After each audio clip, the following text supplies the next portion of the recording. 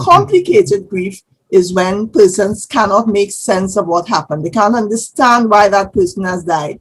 In one instance, a teenager who was 15, her father was a policeman and he was shot and he was killed, and there was no closure because they didn't know how he died and they think it was his own people who killed him, so there is that complication, that lack of understanding, that anger, that and that is complicated grief, which is the grief that leads to mental illness. That is the grief that people don't get over unless there's a structured intervention. So CBT, cognitive behavioral therapy, is really a talking therapy that helps people to manage their problems, especially by changing the way they think and changing the way they behave. I've had clients who have had to reframe how they think sometimes, to turn a thought, for example, I am always doing this wrong, to something possibly like, I didn't get that right this time, but let me see how I can do it again another time. So it's reframing how they think, allowing them to journal what they think. Some mindfulness is good in CBT therapy. And it is usually very good for persons suffering with anxiety, with depression, with other mental health issues. So, as the word existentialist implies, existential means that it goes beyond, it's a sort of deeper philosophical meaning of life. And when people are over 65, remember, they have already given their contribution, David, to life. They have already had their children, their house, and so they're not looking for that. And many of them are in that flux where they're thinking, so what is there? What have I all been about? Especially if they have lost a spouse, or especially if they are ill, and so existential theory is looking at their philosophy of life, and continue to give or to allow them to realize that they could still give meaning to their life.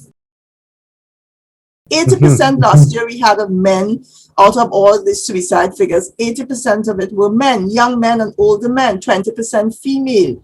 Just 2 weeks ago, I had a call from a grandmother whose 14-year-old son, 14, took his life by hanging because he got a comment from somebody on Facebook that he didn't like.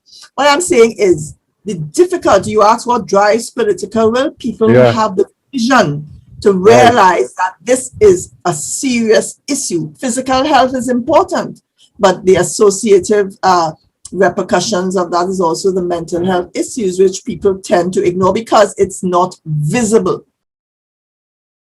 One of the barriers is our superstitious beliefs. But sometimes say, oh gosh, maybe it's a spiritual thing they have, or somebody put a little hex on them, or a little voodoo, or whatever it is. Definitely. They go back into that mythological belief about mental illness, not understanding that, as I believe, it resonates from your family of origin, from what you've learned, from all of the conflictual messages that are sent to persons. Panic attacks is really related to the whole thing about cognitive dissonance. Why would you get into a panic? Because you're not too sure what's happening with you. You're not too sure how to deal with the conflict that's happening with you. So you get all flustered because, remember, it's like if you can't breathe, it's overwhelming, this feeling of where do I go from here? How do I deal with it? All of these emotions, all of these events. And that kind of physiological response, which is a panic attack, is a response to your psychological confusion, And I believe when children come into a classroom, many teachers might say that child is not learning. You have to understand why. I remember this young girl came into the class. A teacher told me she was 13. She had come from home, and she had come from home where she witnessed the father and mother having an argument as usual, quarreling, fighting. So she was very unsettled in class. You cannot reach a student cognitively if they are not settled emotionally. They would not learn. They could be the brightest students in the class. Many people, many adults, David, who have psychological problems or mental illnesses, the origin is usually early o'clock, from 10 years, 11 years, what they have seen. So when young men come into me all the time and they talk about issues, and I always carry them back to where it started. Either it's hatred for the mother, hatred for themselves, conflicts about their sexual identity, conflicts about lots of issues. I take it right back to where it started, the root. Because I believe if you don't weed out that root, it's still there. Many persons put plasters over sores. But if you don't clean it out, and I tell them, if you don't clean out the pus remains and festers and lingers and eats away. Trauma is not the event that has happened to you. Trauma is what happens inside of you, eating away at you, that wound that has not been cleansed. Story that I remember this young girl, she was 21, going to the University of the West Indies, and I had done a lot of volunteer work for the chaplaincy at that time when the chaplaincy was there, and she came in. Her mother brought her in, actually, because the mother said she was on the highway, I think it was the Solomon Hochul highway, coming down on the highway, and with her boyfriend in the car, she just started to strip the clothes off. She threw everything out of the car, and the guy's driving the car, and he not understanding why the girl has freaked out like this. And you know, and she started to scream. She's 21. So when she came, the mother brought her into me, couldn't understand what's going on. And when she came into the office, and in speaking with her after about half an hour, she started to relate an incident. Her father died when she was 14. And she got into the habit of taking the maxi taxi to school. And she befriended a gentleman who was very much like her father. And you know, when you have lost someone, you tend to lean into maybe someone who gives you that same fatherly advice, you know. And he was very polite, seeing her into the maxi every morning and so on. After a few months, I think it was at the end of the term, he invited her to go for a drink. And she thought nothing of it because she trusted him by then. He was very kind. He never tried anything or so. And she went with him for a drink.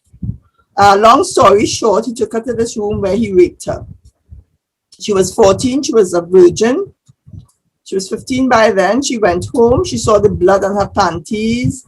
And she never told anyone. No. When I had her, I called the mother in separately, and I asked, I said, do you want the mother to know what has happened with you?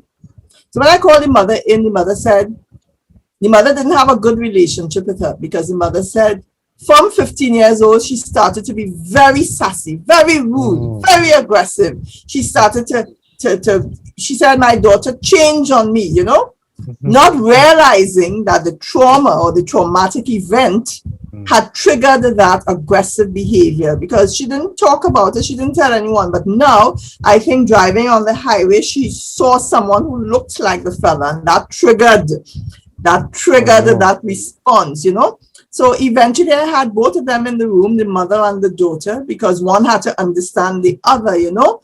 And the mother started to cry, because she could not believe all of these years of looking at the daughter in one way was linked to that traumatic event. And she was very apologetic. And I had a room full of crying. Thank God I always have tissues. But again, as I always tell my students, there has to be a reason. Never judge, never come to a conclusion. There is always a reason why someone behaves in a particular way. COVID-19 has stimulated what we know as disenfranchised grief. I don't know if it's a concept you've ever heard of.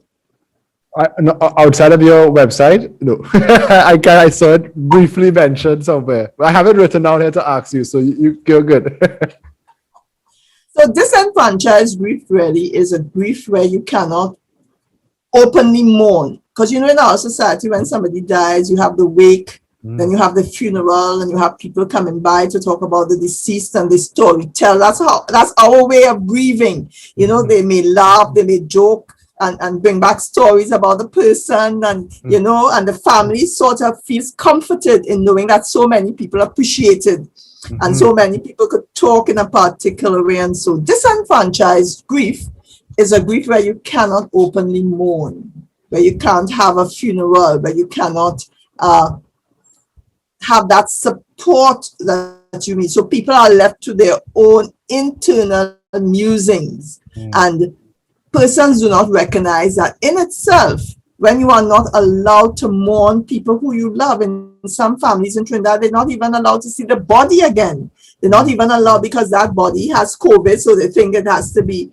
just, you can't come in contact. Like the mother last week, I think, who lost, well, her husband and so on, she couldn't go to the funeral. That man you lived with for 30, 40 years.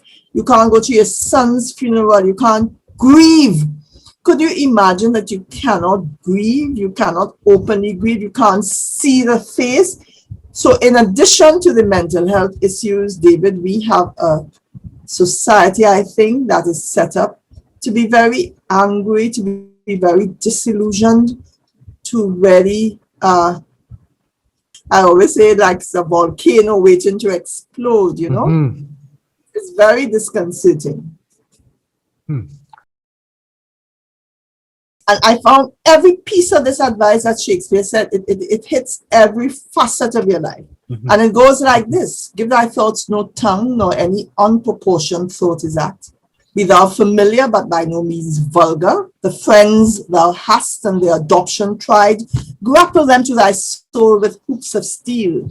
Beware of entrance to a quarrel, but once being in it, bear it, that the opposed may beware of thee. Give every man thine ear, but few thy voice. Take every man's censure, but reserve thy judgment. And I'm just summarizing here. To thine own self, this above all, he says, to thine own self be true, and it must follow as the night the day. Thou canst not then be false to any man.